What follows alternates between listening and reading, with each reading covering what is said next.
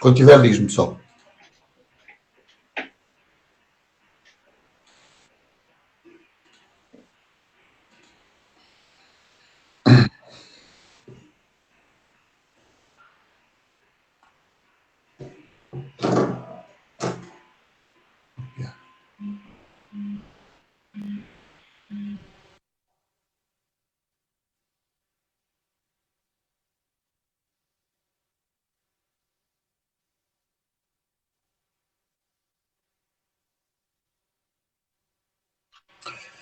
Ora, boa tarde a todos. Vamos dar aqui só um minuto para aguardar que as pessoas entrem, entretanto, neste live. Muito obrigado.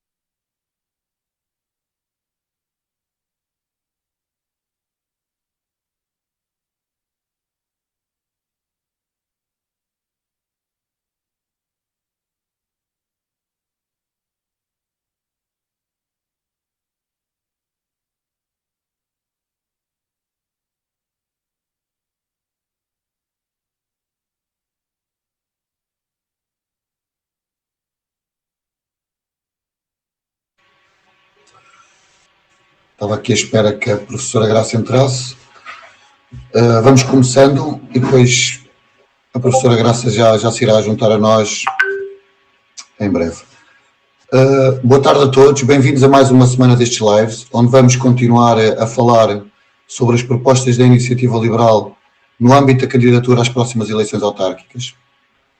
Hoje teremos aquela que é para mim uma das melhores propostas desta candidatura, que é a instalação de um Museu Internacional da Língua Portuguesa no Mosteiro de Odivelas, numa mais do que justa evocação ao rei Dom Dinis, que está ali sepultado, e como é sabido, foi quem tornou oficial a língua portuguesa como língua oficial do reino, para além de outros factos que já iremos desenvolver.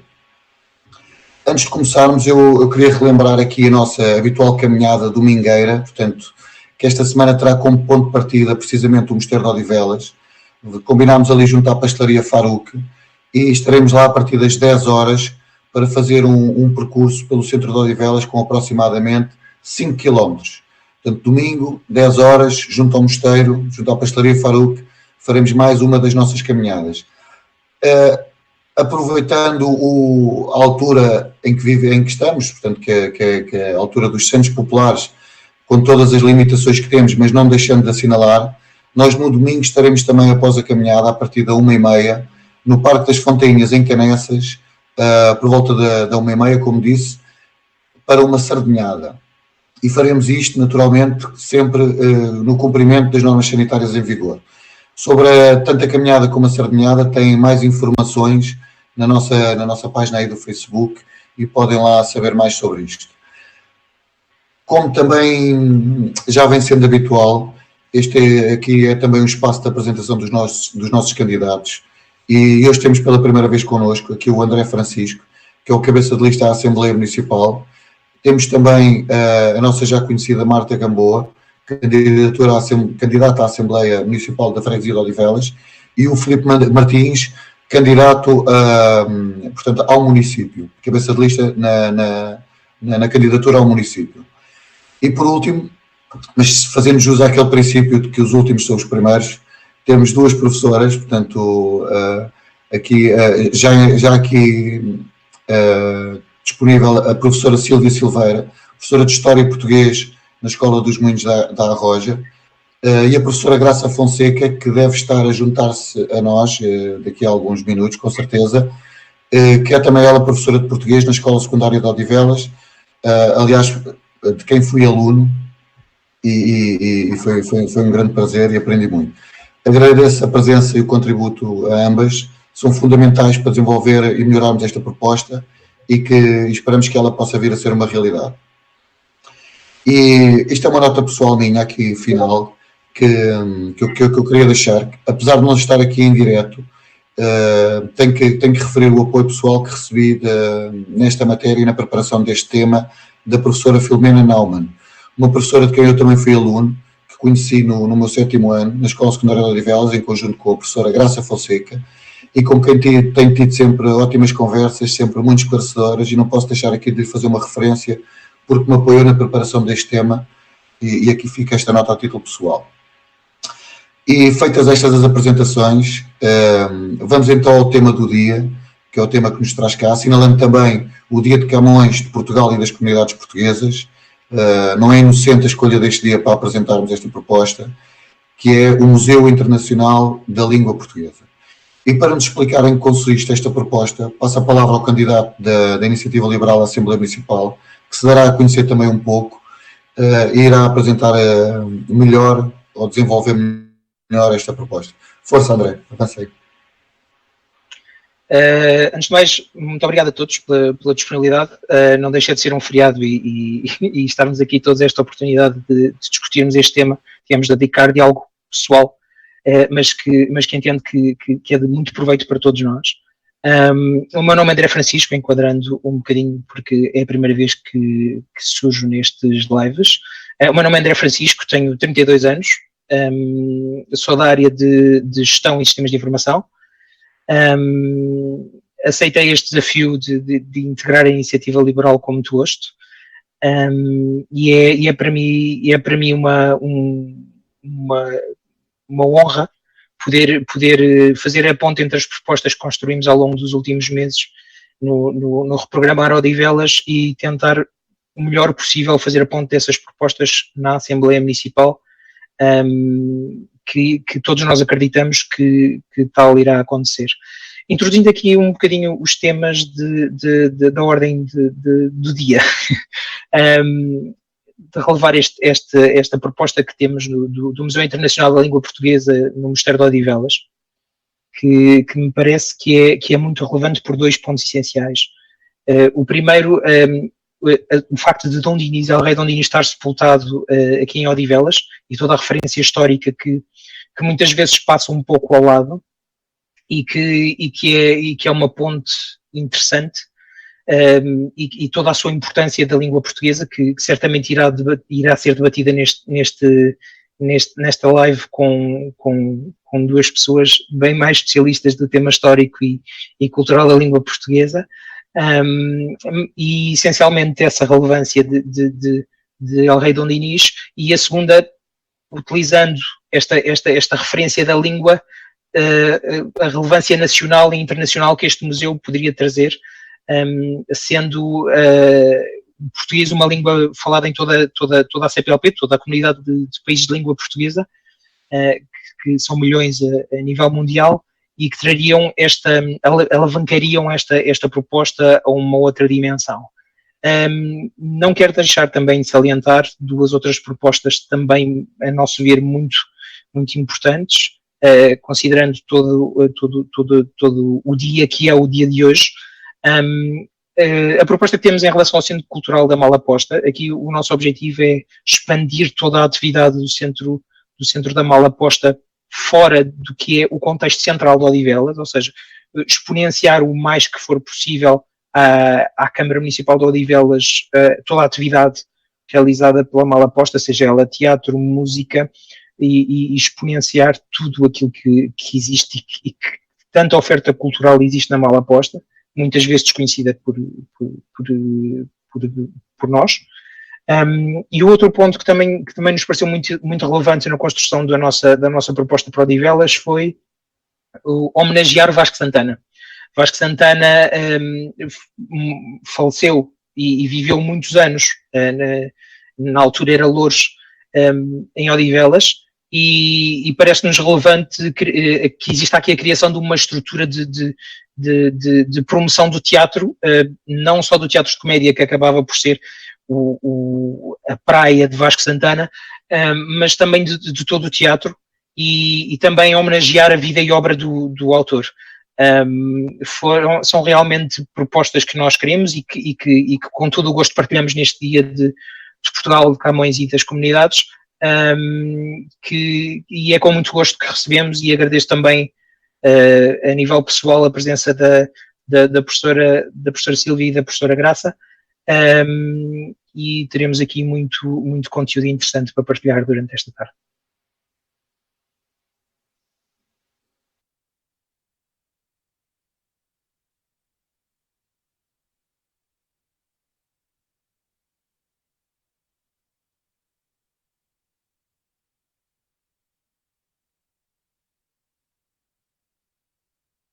David, estás em mute. Estava a agradecer ao André, muito obrigado. Sem dúvida que um museu portanto, desta natureza tem muita importância, e é hoje aqui um bocadinho o nosso foco. E virando aqui pedindo aqui já, entrando um bocadinho mais detalhe nisto, para nos ajudar a perceber aqui alguns aspectos mais específicos, e começando pela professora Sílvia Silveira, a pergunta que lhe faço é a seguinte: quando nós a falar da língua portuguesa, não é? Portanto, um património que é imaterial, não é propriamente um bem, ou uma coisa, um objeto, como é que nós podemos idealizar um museu alusivo a esta forma de expressão? Antes de mais, boa tarde a todos. Eu agradeço aqui o convite para vir falar deste tema que muito me interessa. Relativamente à questão que me coloca, eu penso que o acervo de um museu de língua portuguesa, não é? E falando efetivamente de um património imaterial, terá sempre que ser pensado numa vertente, portanto, mais tecnológica e mais interativa. Portanto, um museu moderno em que seja exposta uma exposição, portanto, digamos que contínua, não é? Que releve a história da língua portuguesa e as suas origens, desde o latim e até antes, desde o indo-europeu, passando por todas as suas fases até à atualidade.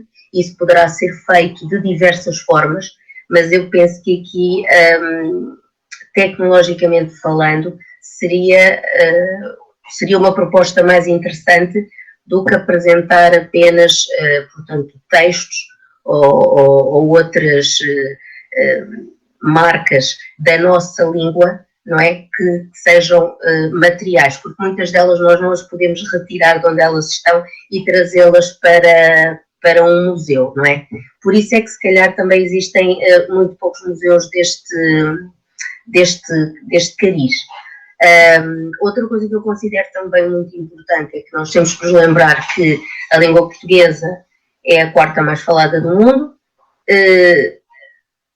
concorre atualmente para se tornar, até para duplicar o número de falantes, e para além de nós termos deveremos ter nesse museu todos os exemplos da nossa língua, desde históricos até passando pela literatura e passando também pela música.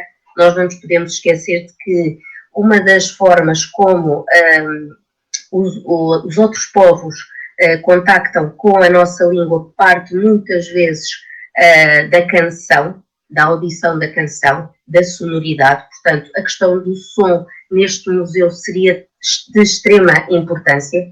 Portanto, na minha opinião, deveria ser sobretudo uma experiência sensorial.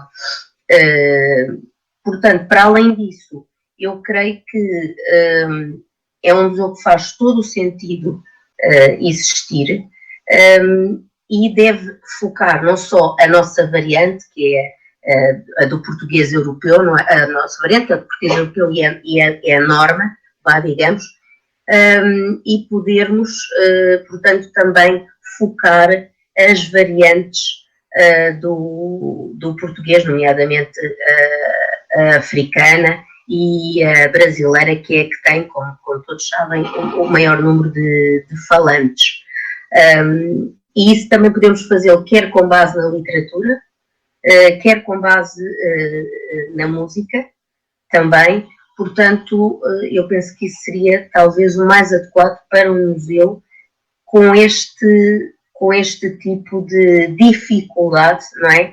Em ter material, não é? Em ter um acervo de material, porque estamos a falar da língua. Ainda por cima, a língua está em constante evolução, portanto, eu penso que uma experiência sensorial e interativa talvez deveria ser a base deste museu. Para além de, na minha opinião, este museu pode ser uma oportunidade boa para Odivelas, no sentido em que nele também se poderão desenvolver diversas atividades ligadas à língua, workshops, apresentações relativas a determinados escritores, por exemplo, entrega de prémios, por exemplo, e tudo isso seria muito vantajoso, não só a nível cultural, para nós que vivemos em Odivelas e que sabemos que somos um concelho como a maioria dos que estão à volta da área da Grande Lisboa, multicultural, também é uma forma de apresentar a nossa história e a nossa língua àqueles que aqui habitam, mas também a visitantes externos, porque há um interesse cada vez maior pela língua portuguesa no estrangeiro. Temos muitos estudantes de português pelo estrangeiro, desde a China, passando pelo Senegal, e temos que nos lembrar que a língua portuguesa recebeu há pouco tempo um dia específico entregue pela Unesco, dia 5 de maio, e se houver uma congregação dos vários países falantes da língua portuguesa, poderemos até conseguir que ela seja uma das línguas da ONU, não é? Oficiais da ONU. Isto revela bem a importância do português. Portanto, aqui a questão é mais, efetivamente, o que pôr neste museu e não sequer o sentido que faz este museu. Este museu faz todo o sentido existir. Neste concelho, muito, porquê? Pela questão da personagem aqui do Dom Dinis, como já referiram.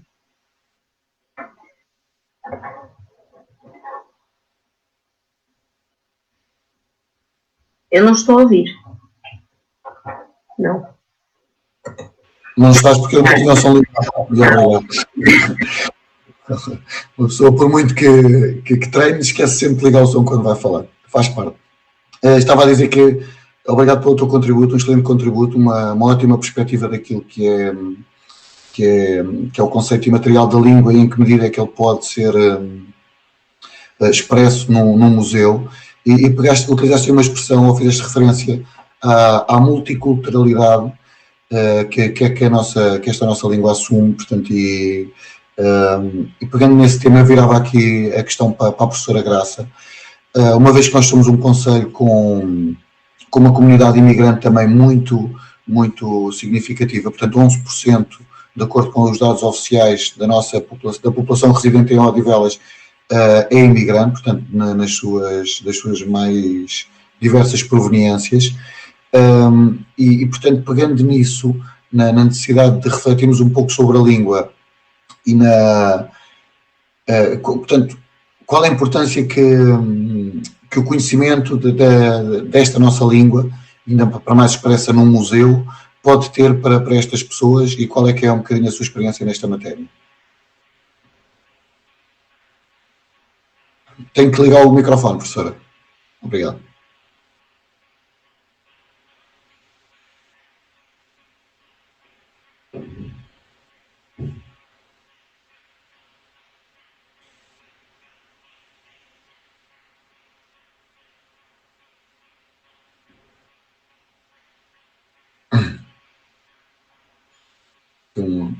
Uma pausa. Não consigo ligar daqui. Não sei se o Paulo consegue ligar o microfone, mas eu não consigo ligar daqui. O microfone não tem o botãozinho. Então, vamos virando aqui Quando ligar o microfone, fala, sinta-se à vontade.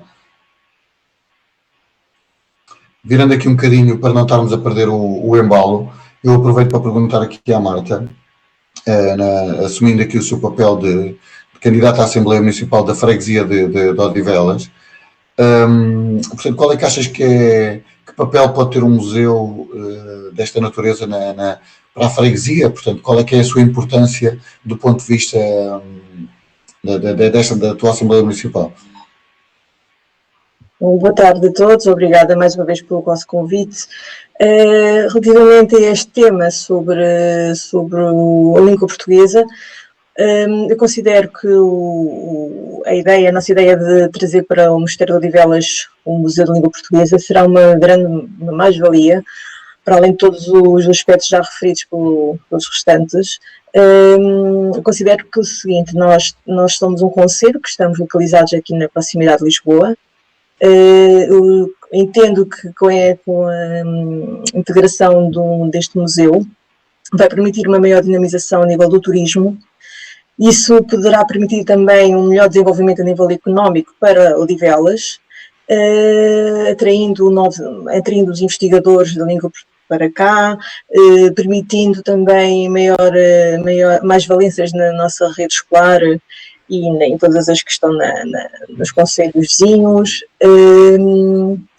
Tendo também em conta a referência que nós temos do Museu de Língua Portuguesa em São Paulo, no Brasil, não teria, como é que eu ia dizer, não fazia sentido o nosso papel não ter um museu representante da nossa língua portuguesa no Mosteiro de Odivelas, onde está sepultado o nosso rei Dom Dinis. Para mim, portanto, eu acho que seria uma oportunidade que não podíamos deixar passar de forma alguma, e seria também este um chavão que permitisse depois dar a conhecer toda a rede cultural que a Iniciativa Liberal de Odivelas tem proposta, tanto para a freguesia de Odivelas como para as outras freguesias. Daí que eu acho que seria uma grande aposta e não podemos perder essa oportunidade. Ok. Virando aqui, dando a oportunidade aqui ao Filipe também para falar, queres acrescentar algo em relação a esta proposta, Filipe? Força. Enquanto esperamos aqui. Tens que ligar o som também. Nós hoje estamos aqui numa plataforma nova e isto não está afinado. Não, é que eu estou agora tinha ligado e agora já está. Não. É que ele demora um bocadinho. Demora um bocadinho a ligar. Antes de mais, boa tarde a todos e queria agradecer uma vez mais a presença dos que nos acompanham e do que nos vêm a acompanhar posteriormente. Para nós, a língua portuguesa, nós liberais, a língua portuguesa assume um papel muito importante, porque é a forma mais fácil de nos comunicarmos e é uma língua viva, e como a professora Silvia já referiu, é uma língua em crescimento. Não em crescimento, infelizmente, não pelos portugueses, que cada vez somos menos, mas através dos países africanos de língua portuguesa e do Brasil, tem tido um crescimento. E esse crescimento tem transformado a língua cada vez mais viva, cada vez mais rica, e também uma língua de negócios. É muito importante não esquecermos que Portugal é uma língua de negócios hoje. Na China aprende-se muito português, porque é uma forma de se relacionarem com os países de língua portuguesa, sobretudo com o Brasil, e se relacionarem com Angola e com Moçambique e com a Guiné, onde estão. Eu, felizmente, tive o privilégio de ter já estado, em períodos até alguns longos, em todos os países de língua portuguesa, todos os países falantes de língua portuguesa, incluindo o território de Macau, e perceber a importância que a língua tem para estes povos. Para já é um fator distintivo, é a língua mais falada no hemisfério sul, que nós esquecemos neste pormenor. No hemisfério norte não, mas no hemisfério sul o português é a língua, ou a segunda língua, porque dizem que o inglês é mais falado que o português, mas oficialmente acaba por ser o português a língua mais falada. E é uma forma de comunicação que leva à realização de grandes negócios e ser uma plataforma para os territórios em que esses países estão, em que esses países se encontram. O saber falar português é muito importante, não só para entrar no Brasil, mas para entrar todo no Mercosul, todos os países em que o Brasil se integra como espaço económico. É importante o português para quem quer negociar com Angola, mas também criar negócio com a CADC, ou com o Timor através da ASEAN, ou Macau como porta de entrada para a China no ponto de vista de negócios. Se do ponto de vista de negócios isto faz muito sentido, do ponto de vista cultural ainda mais sentido faz. É o nosso fator distintivo, é aquilo que nos identifica enquanto povo. A língua sempre foi um fator distintivo. E permite como já a professora Silvia também já referiu, podermos expressar das mais diferentes formas artísticas, quer pela literatura, mas também pelo teatro, também pela música. Toda a língua pode ser enriquecida e este museu vai dar um contributo para tudo isto. Para ser um acervo, poder ser um acervo musical do português nas diferentes formas e diferentes países, pode ser um acervo das diferentes fonéticas existentes no mundo e pode ser sobretudo um museu para criar conhecimento, para ajudar a evoluir a língua, também no ponto de vista da investigação e aquele suporte que a Marta também já falou há pouco, aquele suporte turístico, aquela plataforma turística. Não nos podemos esquecer que o Museu da Língua Portuguesa existente na Estação da Luz, em São Paulo, é uma referência, é o museu mais visitado, é um dos museus mais visitados da América Latina, e isso é uma expressão, e para nós acaba por ser muito importante, porque é uma âncora, mas é uma âncora que vai permitir depois, transversalmente, ter aqui um conteúdo cultural a todo o território. O André já falou a importância da Malaposta, e a Malaposta é já uma referência que muitas vezes, infelizmente, não é identificada como sendo uma âncora de Odivelas, associa-se, se calhar, muito mais a Lisboa do que a Odivelas, e temos que a posicionar em Odivelas e demonstrar que este espaço de excelência pertence a Odivelas, ou seja, virá-la para Odivelas, conviver, ter vasos comunicantes em todo o território. E depois temos aqui outros suportes, como o André também já referiu, como é o caso do Centro Cultural Vasco Santana. Nós não podemos esquecer da figura incontornável que é o Vasco Santana, que é transversal a todas as gerações, conhece as gerações dos 80 e conhece a geração dos 10 anos, todos conhecem o Vasco Santana e a sua célebre expressão Chapéus há muitos, está no imaginário de muitos, e todos já vimos os filmes, mais novos ou mais velhos, já vimos os filmes com o Vasco Santana, e temos que pegar nesta figura importantíssima da nossa história, esquecida, porque muitos talvez ter ligado aos filmes do Estado Novo, não lhe é dada a devida importância, foi esquecido, e temos que lhe dar a devida relevância. Nós, liberais, muitas vezes somos associados só à economia, mas a cultura para nós tem um papel fundamental, porque é a cultura que une os povos, é a cultura que permite conhecimento, permite a evolução do conhecimento, e a evolução do conhecimento é que permite criar oportunidades iguais para todos. Por isso é muito importante a cultura. O desenvolvimento cultural do nosso concelho é um pilar muito importante, à semelhança da educação, é um pilar, e à semelhança de muitos outros, mas é um pilar muito importante porque nos permite fazer as pontes com o conhecimento e criar oportunidades iguais para todos os habitantes do concelho, e não ser só uns que tenham acesso à cultura, mas todos devem ter acesso à cultura nas diferentes formas, mais erudita ou mais popular, mas todos devem ter acesso à cultura, e o Museu da Língua Portuguesa não se quer ser uma coisa só erudita, mas também se quer que seja um museu popular e um museu muito virado para as novas gerações.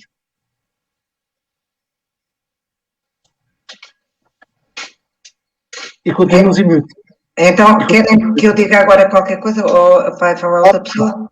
Claro que sim, professora. Pronto, não tenho muito a acrescentar, já foi praticamente tudo dito.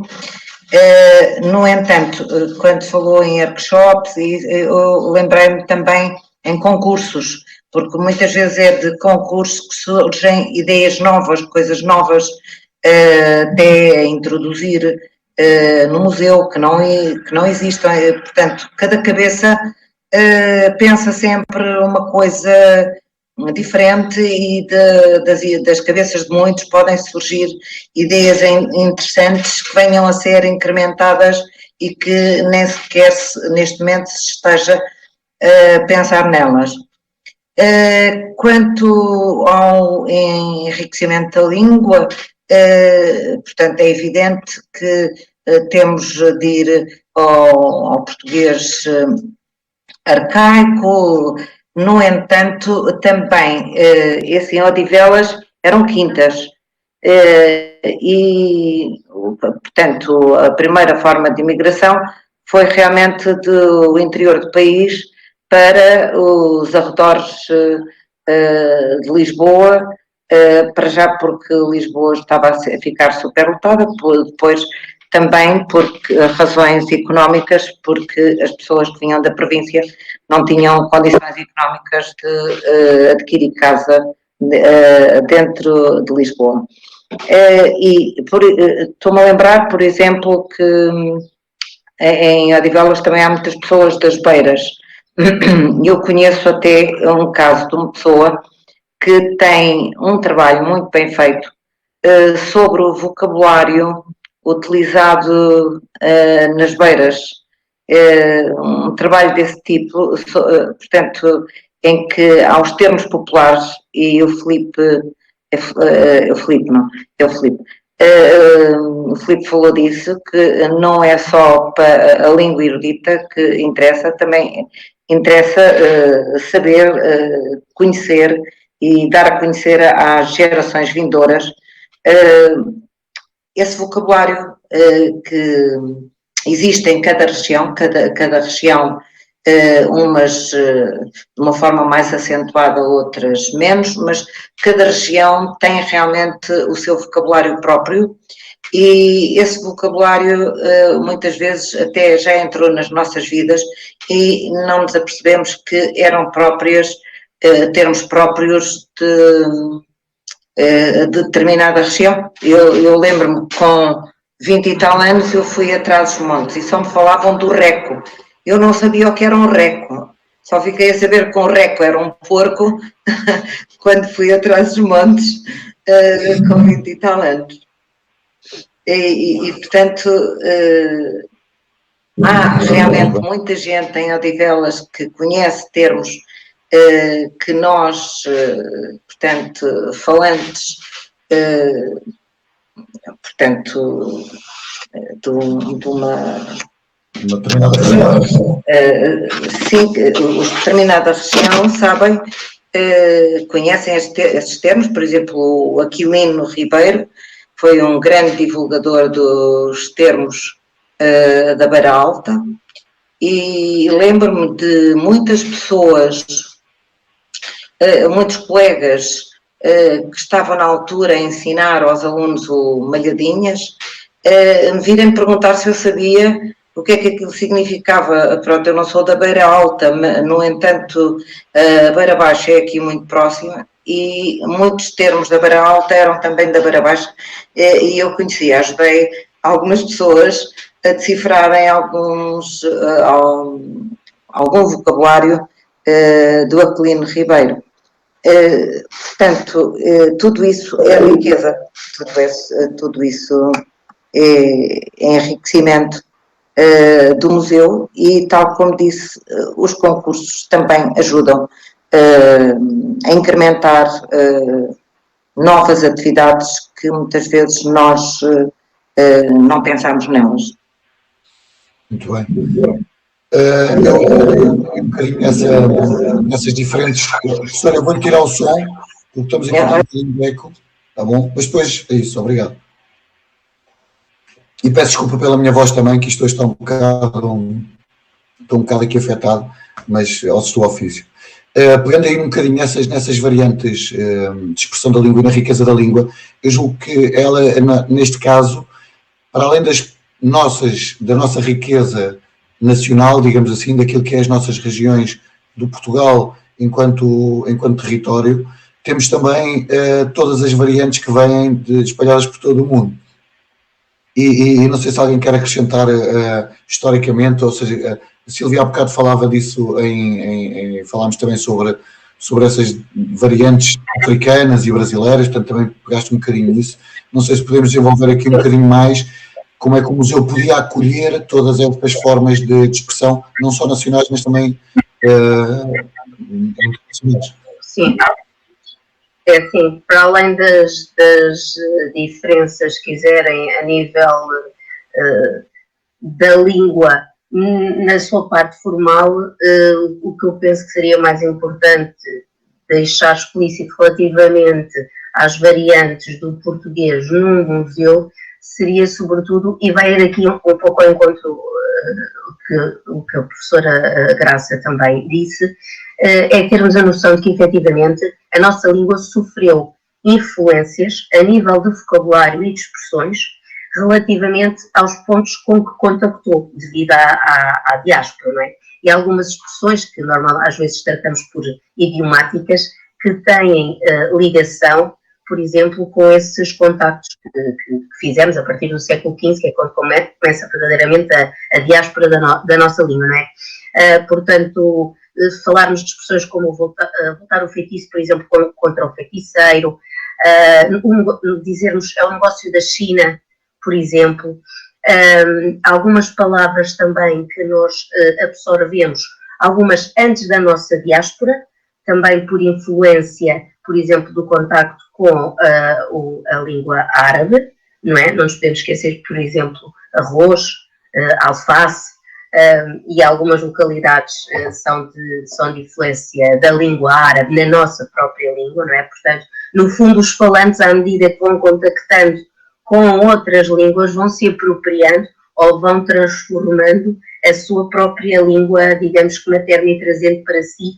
algo que é importante. No caso da variante brasileira, o português impôs-se de forma muito forte, portanto, com relativa facilidade.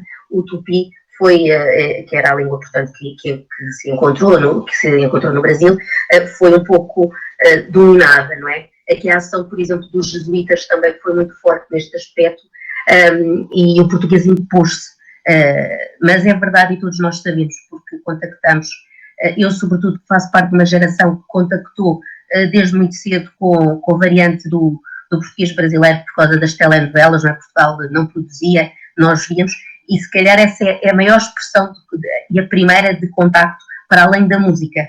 E a música brasileira também sempre se impôs com muito mais facilidade do que a nossa variante, que é o português europeu, que no fundo é a norma padrão, não é? E efetivamente, se lermos obras de autores, por exemplo, brasileiros, como o Jorge Amado ou até o Chico Buarque, por exemplo, se lermos, por exemplo, o Budapeste do Chico Buarque, vamos encontrar uma série de expressões, como por exemplo, estou no fone, não é? Nós percebemos perfeitamente o que é que quer dizer estou no fone, não é? Mas para isso implicou que nós tivéssemos um contacto muito, muito longo, de décadas, um contacto forte que nos foi transmitido pela comunicação social da época, com a variante do português brasileiro. Portanto, eu acho que é sempre uma forma de nos enriquecermos. A maneira como essas variantes podem estar expressas ou representadas no museu, na minha opinião, parte sempre do acervo imaterial que nós podemos materializar sempre de forma apelativa, porque atualmente não é, podemos criar um museu de forma apelativa, tendo em conta as novas tecnologias que existem, não é? Até fazendo algumas experiências também sensoriais a nível da audição, promovendo, por exemplo, aqui a nível da fonética, quais são as diferenças, pondo mesmo as pessoas a ouvir, a escutar, não é? E na variante africana, a entrada não foi tão fácil, porque as línguas nativas tinham uma expressão também muito mais forte, não é? Elas são línguas oficiais, mas efetivamente o português concorre com outras línguas e sempre concorreu com outras línguas, mas é verdade que deve e pode ser demonstrada, porque parte da nossa população, nós sabemos que utiliza variantes do português dentro do nosso território, não é? Portanto, é impossível falar apenas do português europeu e para mim, ter um museu de língua portuguesa tem que sempre destacar também as suas variantes, não é? A forma como podemos destacar, eu acho que é como destacarmos portanto, o português europeu, não é? A nossa língua padrão que deu origem às variantes. Não penso que isso seria a dificuldade. Eu, não querendo aqui desviar um bocadinho, penso que seria importante para as pessoas perceberem, assim, mais detalhadamente, porque é que é importante, seria importante o museu estar em Odivelas, porque vai muito mais para além da questão de Dom Dinis estar aqui sepultado e nós sabermos assim de forma muito geral que Dom Dinis tornou o português como língua oficial do reino, não é? Portanto, se quiserem debater aqui um bocadinho esta questão, porque vai muito para além até do reinado dele, a ligação do Mosteiro de Odivelas com outras formas de expressão, por exemplo, da nossa língua, nomeadamente, por exemplo, com Gil Vicente ou com Almeida Garrett. Portanto, se quiserem... Nós estamos cá para ouvir. Eu não sei se alguém quer acrescentar, mas eu Eu também, eu iria buscar as pipocas. É assim, não queria eu estar aqui, mas se calhar dar aqui um bocadinho a questão, e penso que aqui, até aqui na questão do Almeida Garrett e do Gil Vicente, a minha colega pode dar aqui uma chega até muito maior. Relativamente ao rei Dom Dinis, efetivamente ele está aqui sepultado, mas quem foi ele para Odivelas? E quem foi ele a nível nacional? Nós estamos a falar de um rei que efetivamente podemos considerar quase que é o primeiro rei verdadeiramente escolarizado, não é? E alfabetizado, digamos, que é uma expressão mais correta para a época que estamos a falar, e foi um rei que se interessou efetivamente pela língua portuguesa. Temos que não tirando mérito aos anteriores, os anteriores andaram muito, muito preocupados com a Reconquista. Dom Dinis pôde celebrar o Tratado de Alcaniz e fechar as nossas fronteiras e, de certa forma, resolver essas questões, apesar de ter tido também conflitos internos. Mas a verdade é que ele é conhecido como o rei lavrador, mas ele é o rei trovador. Não é? E estas trovas que ele cria e que leva para a sua corte, e muitas vezes a corte esteve instalada aqui em Odivelas, no antigo palacete que deu origem, se não me engano, ao antigo ginásio do Instituto de Odivelas, portanto já estava muito danificado e acabou por ser que era a quinta do Val das Flores. Muitas vezes a corte esteve aqui e ele também aqui esteve, e era ele próprio não só que escrevia as trovas, canções de amigo, de amor, de escárnio e maldizer, não é? E, portanto, fazem parte do nosso cancioneiro, de certa forma, e também era ele que as musicava, não é? Daí que nós também tínhamos em Odivelas um instituto ligado à música que também é o Dom Dinis. Não é só por acaso, é porque ele de certa forma também esteve ligado à música, não é? Portanto, digamos que foi um reinado em que verdadeiramente se deu importância à questão das letras e em que houve algum tempo a nível do governativo para se dar importância às letras. E houve efetivamente uma expressão dessas letras aqui em Odivelas no reinado dele, não é? E isso é importante que se conseguissem concretizar este projeto, as pessoas também devem perceber o porquê de ele estar em Odivelas e não estar, por exemplo, em Lisboa ou em qualquer outro concelho, não é? Portanto, eu acho que esta questão... Ou em Coimbra, onde está a rainha, não é? Ou em Coimbra, onde está a rainha, que a rainha não está... Sim, a rainha não está aqui. E, efetivamente, depois dele, Odivelas mantém também algumas referências importantes a nível da língua e da produção literária. Por exemplo, no século XVIII aconteciam alguns recitais, digamos, no Mosteiro de Odivelas, que eram frequentados, por exemplo, por Almeida Garrett. E Almeida Garrett escreveu uma obra ligada aqui, escrita aqui em Odivelas.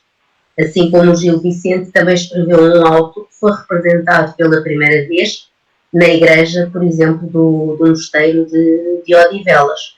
Portanto, há uma ligação, se calhar um pouco mais profunda, e que parte do rei Dom Dinis, e é de extrema importância, foi ele também que, já falámos disso, criou os estudos gerais, não é? Pronto, e isso é incontornável para a nossa vida, digamos, para a nossa história académica e de estudo, apesar de termos andado sempre aqui a trocar a Lisboa com Coimbra, Coimbra com Lisboa, não é? Mas ele teve também essa preocupação porque, para além da noção que ele tinha da importância da língua e da comunicação com a sua população, o que ele procurava também era uma forma eficaz de administrar um reino que naquele momento também já estava todo formado, mas necessitava de ser bem administrado. Daí também a importância da criação dos estudos gerais, não é? Que não está ligada não está diretamente ligada apenas com a formação das pessoas, mas é também uma parte importante da preservação da língua portuguesa, apesar de muitas das matérias serem lecionadas ainda em latim, porque eram convidados também muitos mestres vindos do estrangeiro, e o latim, digamos que naquela época era também uma língua franca, não é? Portanto, começou a cair, entretanto, depois em desuso, mas era muito língua franca a nível académico. Por isso, eram estas questões que eu também gostava aqui de deixar relativamente à importante delas. Estou deliciado, acho que estamos todos aqui um bocadinho deliciados sobre o que está a acontecer. E todo este conhecimento, peço desculpa, não terá um sítio melhor para estar depositado que não seja num museu que engrandeça toda a obra deste rei e realmente o percurso da língua, que tem nele um pilar muito importante. Nesta altura nós sabemos... Para isso, só colocar uma questão também à professora. Também há aqui uma importância importante que nós não falamos, que é a importância do português noutras línguas, a influência que o português teve noutras línguas. Eu lembro que no japonês, o português tem uma influência bastante profunda em algumas expressões que o japonês adotou. E na Malásia, no malaico também, há muitas expressões que são utilizadas. Isso tem a ver com as relações que Portugal tem com o Japão. E, historicamente falando, efetivamente, até uma das pessoas que faz uma ponte muito grande com o Japão, entre Portugal e o Japão, foi o meu professor, a professora João Paulo Oliveira Costa, e, efetivamente, nós temos uma ligação muito profunda, também pela ação dos jesuítas no Japão. E não nos podemos esquecer que, por exemplo, no Brasil, não é? Os jesuítas tiveram um papel muito importante na divulgação da língua portuguesa. Essa ação é muito importante. Eu acho que aqui a minha colega, a professora Graça, pode aqui até acrescentar aqui algumas coisas relativamente aqui ao português e estas expressões, de forma aqui a completar aqui um bocadinho o que eu estou a dizer. Não sei se a Graça quer dizer alguma coisa. Tem que ligar o microfone, professora, ligue só o microfone, por favor. Tá. Eu desliguei. Não sei o que é que me está a pedir, Sílvia. Sim. É Sílvia, não é? Estava aqui. Não sei, não percebi o que é que me está a pedir. Na própria ensino secundário, e já explicou que tem lidado muitas vezes com alunos vindos de outras localidades, de outras zonas do mundo. Nota, por exemplo, esta influência do português noutras línguas. Ou seja, penso que a sua experiência é maior que a minha. Principalmente quando damos a obras literárias, referimos-nos sempre a esses aspectos. Por exemplo, quando damos o Padre António Vieira, David, estudamos o Padre António Vieira, não. Portanto, não há como não fazer referência à importância que o Padre António Vieira teve junto dos índios. Portanto, o objetivo, já sabemos que era sobretudo o objetivo religioso, mas eles ensinavam o português e davam muita importância, valorizavam muito realmente essa vertente de eles ficarem a saber falar português. E pelo mundo fora assim aconteceu, com toda a expansão. Portanto, em todos os locais, ainda em Goa ainda temos uma comunidade razoável de falantes em português.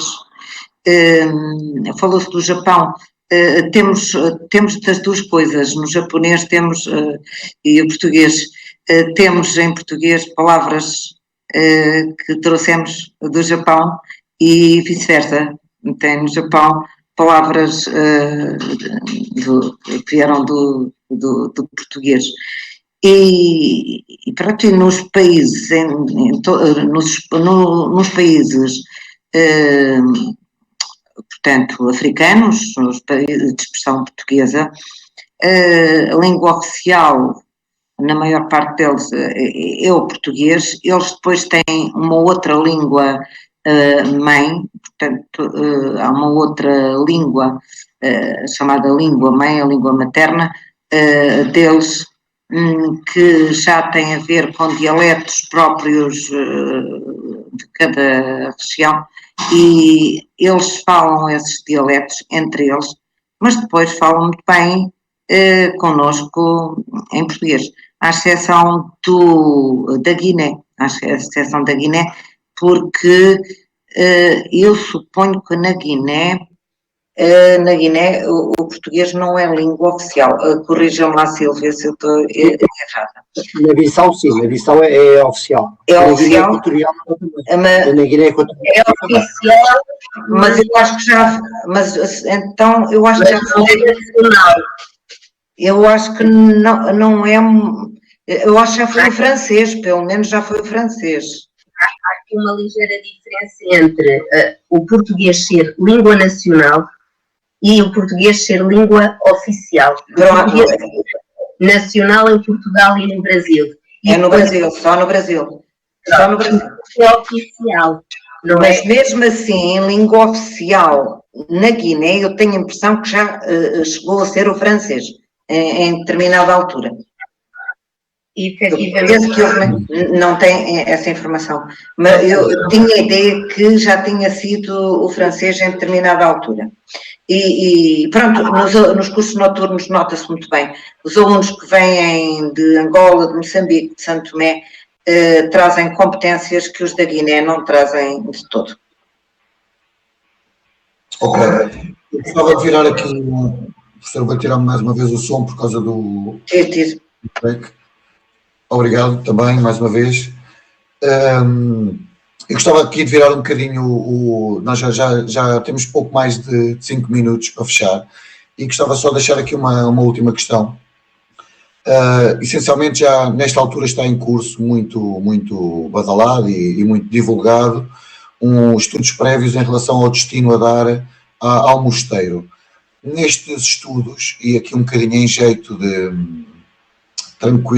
tranquilizante, digamos assim, estão previstos alguns protocolos com entidades, nomeadamente que já foram referidas aqui pelo André, salvo erro, os protocolos que estão estabelecidos com o ISCTE, com o ISCE e com o Conservatório de Música Dom Dinis.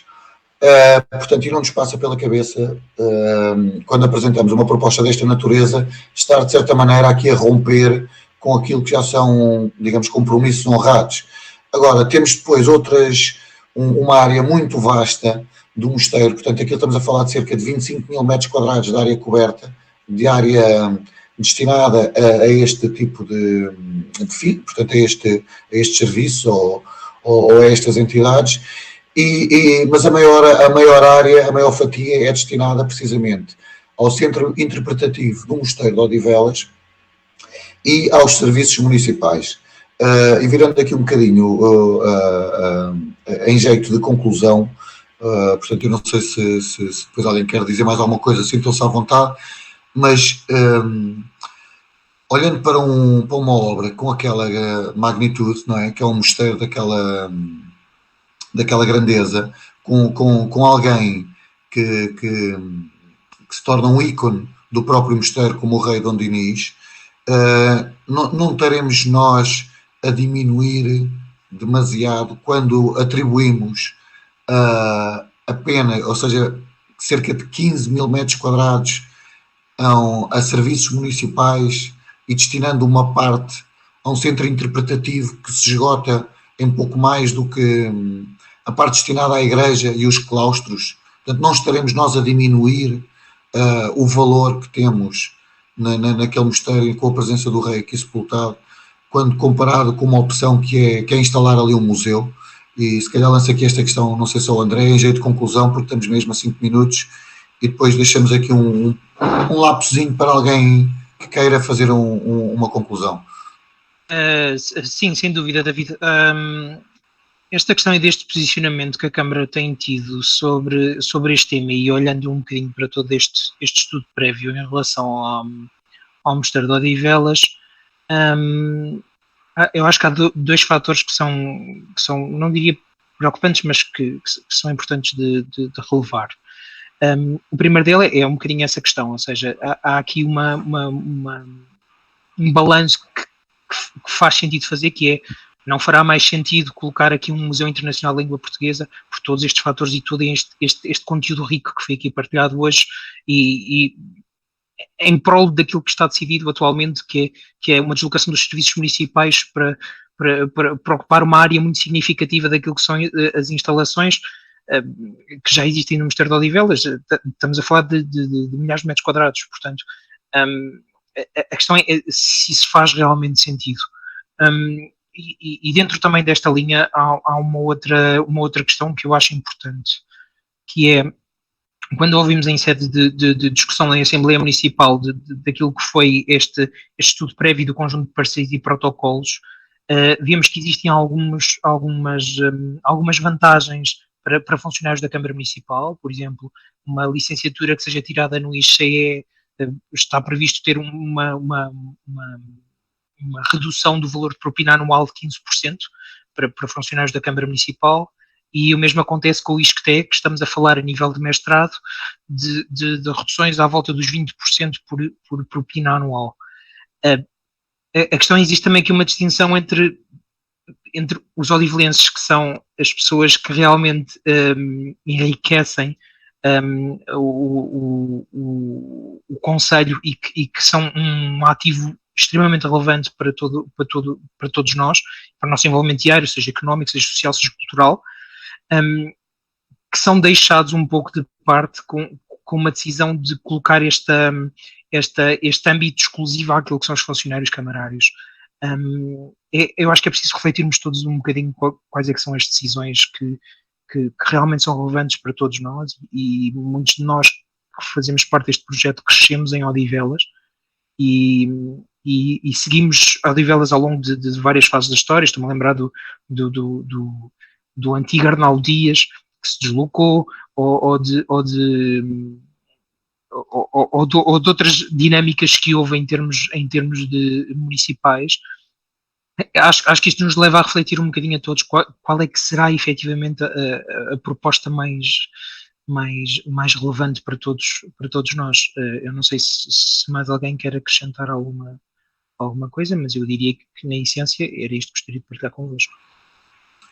Ok. Sinto-se à vontade para aqui fazer um comentário final. Quem quiser avançar, esteja à vontade. Desculpa, só para terminar, e pela explicação portanto, que deram aqui relativamente ao que está proposto para o mosteiro, eu, portanto, sendo uma pessoa que está ligada à história, que está ligada ao ensino, não é? E ao ensino da nossa língua, mas muito ligada à história, porque a minha primeira formação é efetivamente de história. Custa-me um pouco ver património histórico a ser ocupado com outro tipo de coisas ou com outras utilidades que não estejam relacionadas com uma parte cultural. E essa parte cultural deve sempre ser, portanto, obviamente, uma oferta, entre aspas, à população, porque o património, não é nosso, é de todos nós, não é? Portanto, não é de instituições, talvez, que de uma certa forma nada têm a ver com aquele edifício específico, que tem uma história a contar. Na minha opinião, enquanto estou ligada à história e que conhece muitos museus e muitos mosteiros e tudo mais, o centro interpretativo pode fazer sentido, porque a história do Mosteiro de Odivelas é extremamente rica, não é? Portanto, basta investigar um pouco e há desde tudo, portanto, há desde a história em si do mosteiro, a razão por que ele foi criado, até os escândalos que todos nós conhecemos, não só do rei Dom Dinis, mas de outros reis, e isto é uma parte substancial da história local que eu, não tendo crescido em Odivelas, mas habitando aqui já há mais de uma década, creio profundamente que as nossas gerações mais jovens não têm conhecimento. Portanto, daí que, ao lado do Museu da Língua Portuguesa, haver um centro interpretativo, por exemplo, no Mosteiro de Odivelas, sim, faz todo sentido, não é?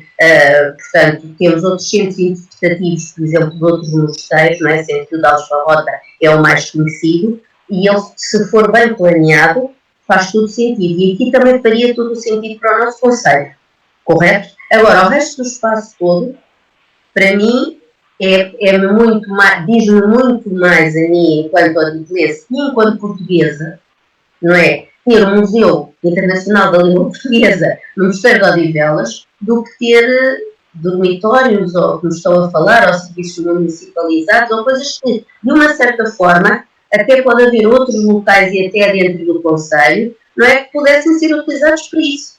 Mas esta é a minha opinião enquanto munícipe, enquanto pessoa que está ligada realmente a estas questões da história e que tem muito gosto turísticas e que acha que estas coisas devem ser preservadas, e se forem preservadas no local correto, então por que não? Não é? Para mim isso acaba por ser desvalorizar um pouco o património que ali está, o património histórico que ali está. Portanto, era só isto que eu gostava de acrescentar e despeço-me já e agradeço muito ter estado presente. Muito obrigado, Silvia, também. Posso só dizer uma coisinha? Claro, professora. Só um segundo. Sobre a importância do museu, tanto nacionalmente como internacionalmente, as mais-valias que isso traria para a freguesia, o concelho de Odivelas, mesmo sob o ponto de vista económico, se quisermos ver também essa vertente, sob o ponto de vista cultural, que ninguém tem dúvidas, penso que aqui toda a gente está de acordo, ninguém tem dúvidas sobre isso, que o mosteiro é o local adequado e que Odivelas é o local adequado, ninguém tem dúvidas. Portanto, o que penso que agora o importante é divulgar e convencer, argumentar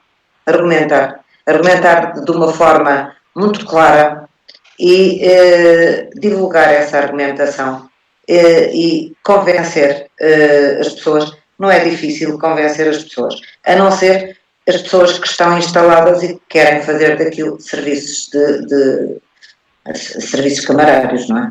Essas que estão instaladas talvez não achem muita piada, mas serão com toda a certeza a minoria. E gostei muito de estar aqui convosco, gostei muito de vos conhecer. Digam-me só os nomes de todos. É o David, é o Filipe, é a Sílvia, é a Marta e o André. A Marta e o André. E o André. Pronto, gostei muito de vos conhecer e quando houver outra sessão, está bom? Podemos discutir. Eu apontava o fim disto, não sei se aqui há algum comentário final, mas numa frase ou duas, se o Filipe ou a Marta. Era só para dizer uma coisa, já que eu e a professora Graça temos algo em comum, que somos ambos abrantes, nós não queremos que isto fique tudo como de antes, não é?